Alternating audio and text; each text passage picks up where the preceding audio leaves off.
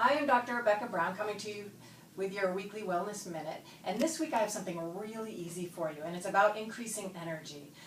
You may not know, but the most common complaint that presents to a doctor's office is fatigue. 15% of Americans report to their doctor complaining of fatigue. So it's a very common problem. If you're feeling it, you're not alone. I'm going to give you something really simple that you can do. The easiest thing yet. Takes longer than a minute, but it's real easy. Get more sleep.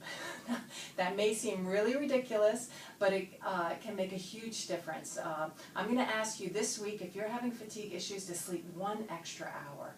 I can't tell you how many patients I've had come into my office with fatigue. They're like checking for hypothyroid. Do I have Lyme? Do I have anemia? All these things can be checked for sure, but I tell them, go home and for a week sleep an extra hour. They go, I get a solid 7 hours. I said, sleep an extra hour, see what happens. And they come back, and even people with chronic fatigue, it's amazing the difference it can make. We'll talk in future weeks about quality of sleep and get to that too.